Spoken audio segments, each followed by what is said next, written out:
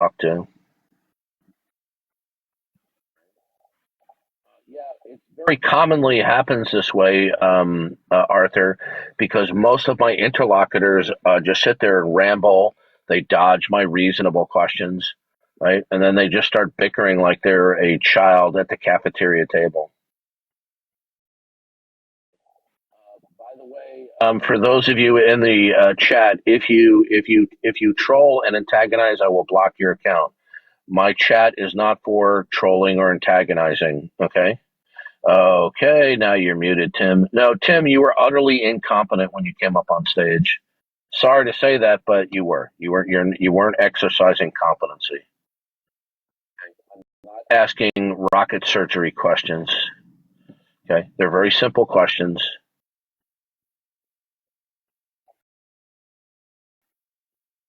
Actually,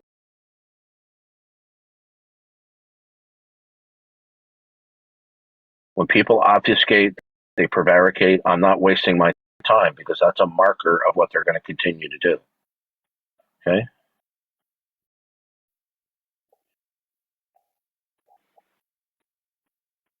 So once again, what we have.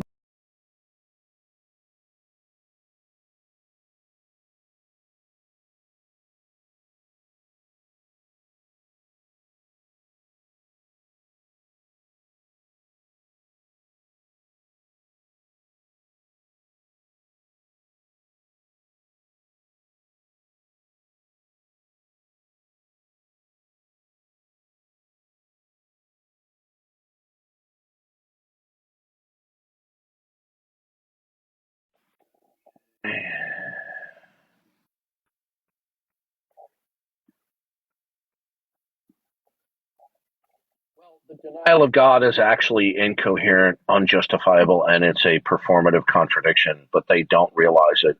The same reason why criminals can't find cops. Welcome, no. What would you like to say? I just want to let you know sometimes your first couple words are cutting out when you begin to speak. It might be my earpiece. How about Yeah. now? Yeah, I think that's what it is. I just want to let you know.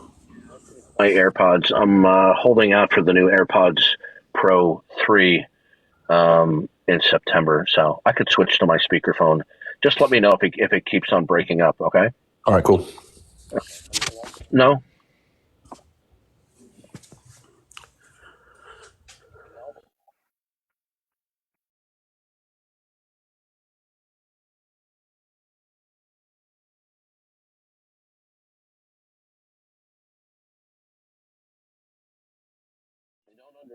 That knowledge is a subset of belief, and you say, I am without belief in God, that already excludes any knowledge of God as well. So it's utterly superfluous to call yourself. Um,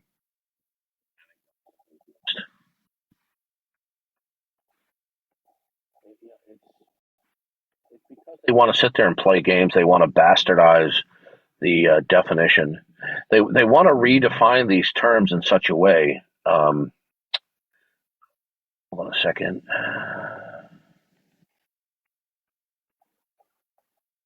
They want to redefine these terms in such a way as to give themselves or insulate themselves to have an unfair advantage. They want to identify as an atheist, a God denier, but then they redefine it as atheism is a mental state merely absent a positive belief in God. But I'm sorry, that doesn't fly.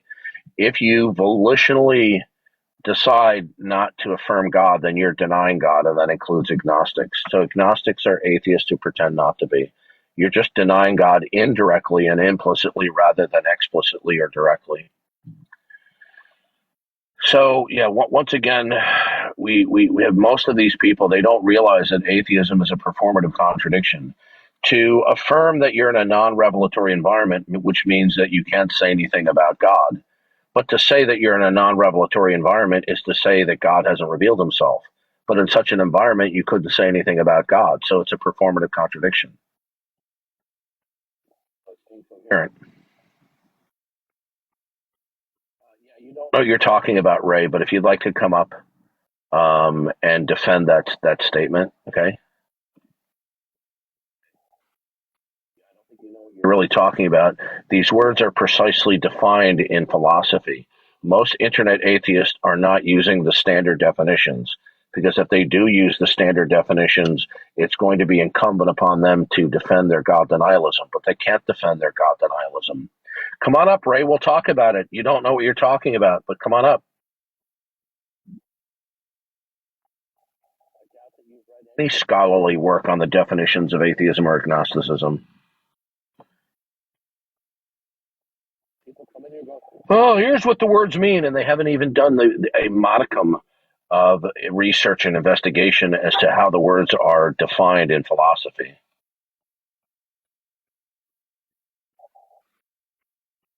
You're not understanding. You're incompetent, sweet chili pot, so please stop. Okay. I wish there were some intelligent unbelievers to talk to. Welcome, S197. Are you an atheist? No. I've been on your panel before.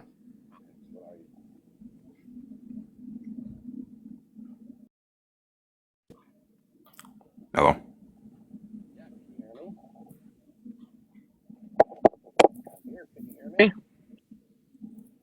I'm sorry, I couldn't hear you. We'll switch to my speakerphone. Can you hear me now? Yeah, that's perfect. Okay. What are you?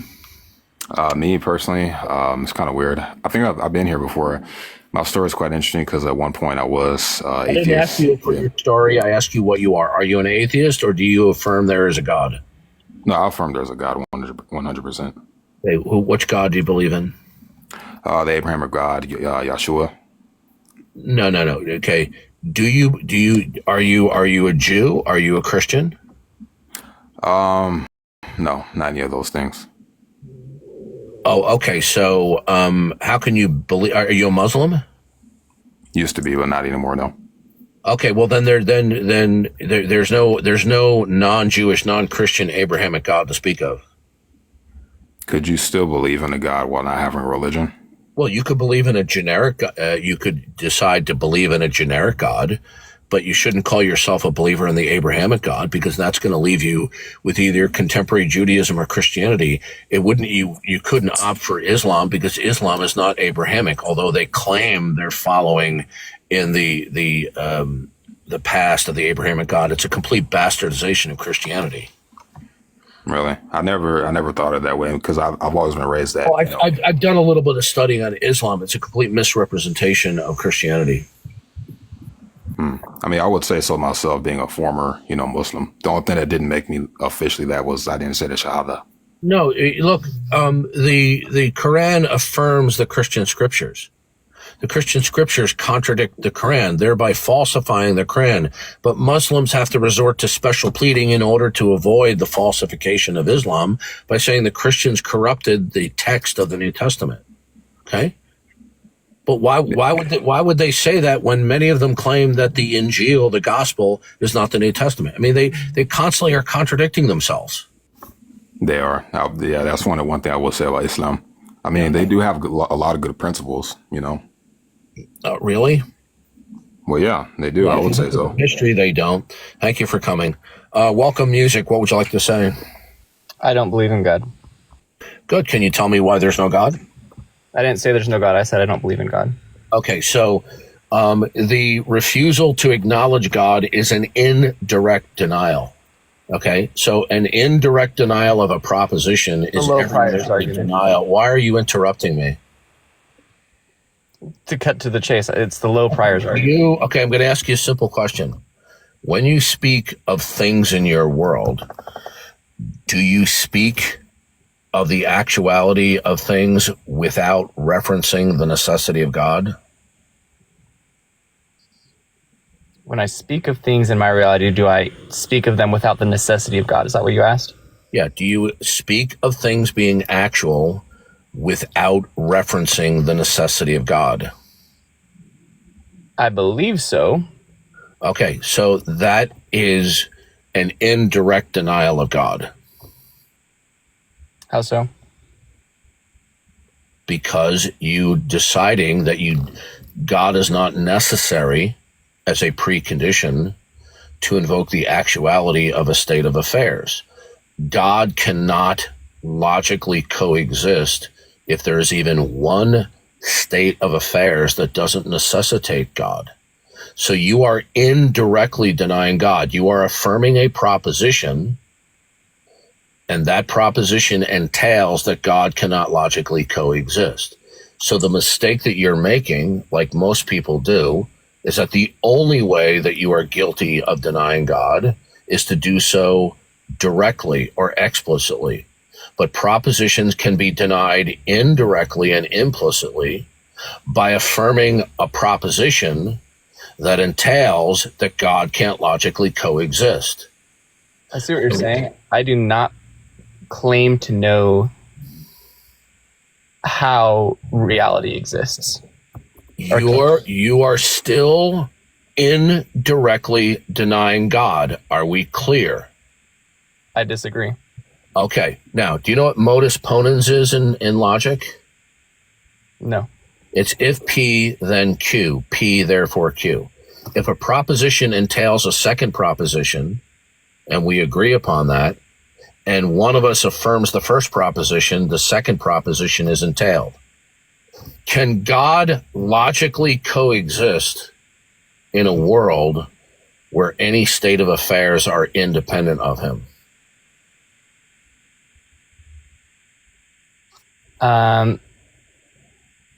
I'd have to think about it, but I'll just, to be quick, I'll say most likely no. Right. So when you invoke a proposition and it is qualified, the tree blows in the wind, or the sky is blue with no God needed, or to put it differently, the sky is blue without referencing the necessity of God, that's the denial of God indirectly. If I assert that there's an object or a state of affairs that